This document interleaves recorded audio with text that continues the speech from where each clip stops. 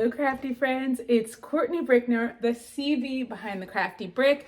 Welcome back to day 2 of National Crafting Month. I am doing 31 days of crafting, live crafting Monday through Friday, and then recordings on the weekend. So today is day 2, and yesterday was fun, but today is even better. Look what I'm showing you how to make today. Oh my gosh. Can't see it very well. A layered cardstock design. Now, I must admit, I am not a paper crafter. It is not where I excel. It's not what I love. I do enjoy seeing paper crafts, but the way I do them is not always the way other paper crafters do them. So if you're here watching what I do, you're gonna see some things that might not add up on other channels. So I'm just gonna throw that out there. I do things differently, okay? I just do them the way it works for me. Sometimes I make mistakes. Today I did, but I work through them. That's what I do. I'm a crafter that works through mistakes and I figure it out, and everything's not always perfect, okay? So that's the kind of crafting you're gonna get here, and that's what we have for you today. But in the end, the projects look good. So I hope you're here for it, because I'm here to share 31 crafts with you, and I'm very, very excited about the whole month. So let's get started. I'm going to show you how I brought this design into Leonardo Design Studio, chose the colors I wanted, because you don't have to choose the colors that it comes with, but sometimes it can be a little bit confusing as to which color you should choose to cut. So I'm going to show you how to do that. And you can be a paper crafter too. You know, you and I can both stumble through this paper crafting life together. So let's get started. I'll show you how I did this project, and then we'll go from there. All right, we are in Siser Leonardo Design Studio, and we've got a blank canvas. So first we're going to go up to our file here, and we're going to import the download that we have here. So this Be Kind SVG. We are going to import it as editable artwork and click apply. And then it comes on to our canvas all together. So like when we move it around, it's moving around in one piece. But if we come down here to the arrange area and we ungroup and click out of the image, then you'll see that there are multiple layers here. Now this is where you can decide what colors you want to be where. Like for instance, I know I'm absolutely not using this green color. And I'm not using all of these shades. So I'm gonna kind of combine some gold, red, orange, and some shades of yellow. I'm gonna use the black at the front, but I am gonna switch out that green at the back just because that's not what I want. So now, if we leave them apart like this and we click send the design, it's going to tell us that we don't have all the shapes on the mat. So I'm just going to do our edit and undo. And we're going to bring it back to what it was initially when we opened it. So here we are. Now we can click send design. Actually, before we do that, so down here we'll see that the size of our project is 8.25, and I measured my frame and it's actually 9. So I'm going to switch that to 9 there. So that's the size that we're going to cut. So then we click send design. We click send again.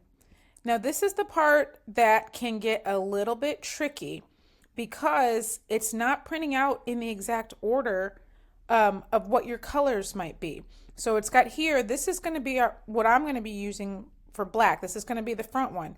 The good thing about this design is there are numbers. So you see number 4 here, number 3. So it's showing you what order this is going to cut. But like this one that's right here in the second place, that's actually our very last page in our design. So you want to pay attention. If you care a lot about the order, then you want to pay attention to the numbers that are on here. So I know that this one's 1 and that one's 8 because we've got 8 sheets in our design. But you need to pay attention to the numbers of the pages so they can be in the correct order, because I know for a fact that I want the second page to be that gold cardstock. So I know that my black is the front page, and I know that I want the second page to be gold. So I'm not going to put my gold in as my second cut, because it's not my second cut. It's actually my 1, 2, 3, 4, 5th cut.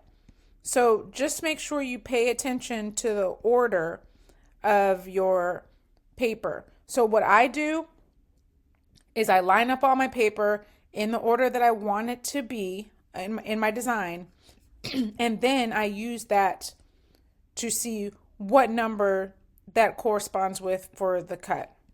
So I know black is 1, I know white is the last one, 3 is going to be my red. So that's how I suggest you do it. So now that we know the order of all of our cuts, we're going to send to the cutter and click OK.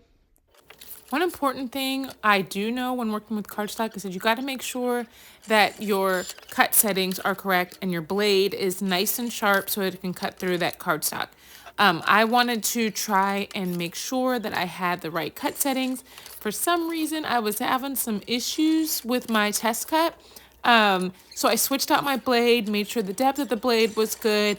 So I ended up trying like 6 different cuts to get the right setting, but I did find that, and then we were ready to go ahead and get that cut. I think I ended up cutting at 30 or 35, and this is 65-pound cardstock. Another thing that I find helpful is using multiple mats when I'm cutting out these layered designs, because then I can peel off the design from one mat while the other mat is cutting. I ended up using like 5 mats for this one so I could just continue to work the entire time. So I find that to be helpful. Then after I get them all cut, I can take out all of the pieces. Some of them cut really perfectly and I don't have to really pull away any of the little cuts, but some of them do require a little bit extra help getting out those small pieces. But once I get them all off the mat, then I can line them all up where they're going to go in our frame. When I'm working with the layers, I find it really helpful when the designs have the numbers written right on them, so you know exactly where to put them. Typically the first and the last page do not have any numbers, so you just know that that's where those go. But all the other ones are numbered and you can get them all lined up. Oh my gosh, it's looking so good already. So now we've got our shadow box here, and I'm going to go ahead and place the back off. Now, unfortunately, I did not have any of the little tape squares. That would have been a lot easier than this tape strip.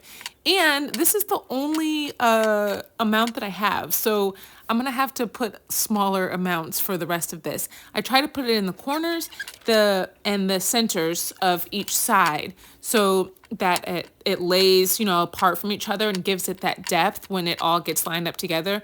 Because if you didn't put the tape, then you would not have the depth in this picture. They would just all be kind of flat lined up together, and it would look fine, but it certainly wouldn't look as nice as the layered effect does and you need the tape to have that. So they've got the little tape squares which just come off individually and you don't have to cut, but no, I'm cutting a tape strip, sticking it to my scissors, and it's a little bit annoying. So I suggest getting the tape squares if you are just choosing between the two. The tape squares are a little bit easier.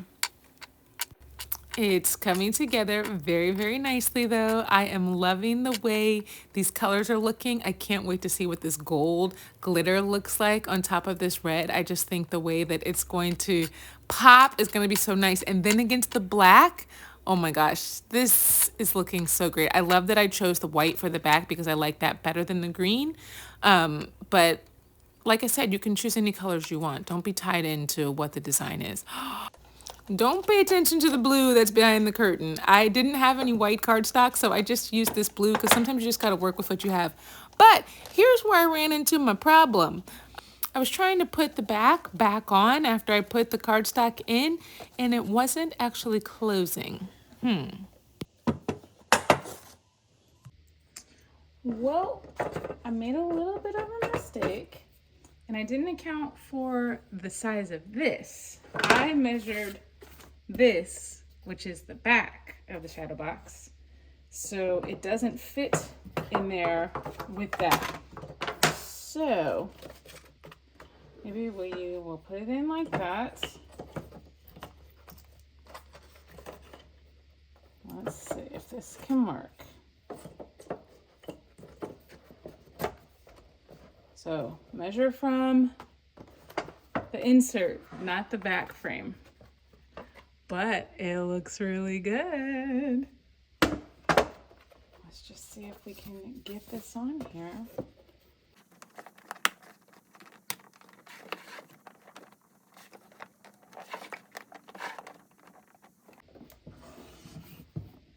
Why, yes, we can. It looks so good. Look at those colors. Oh, I love it.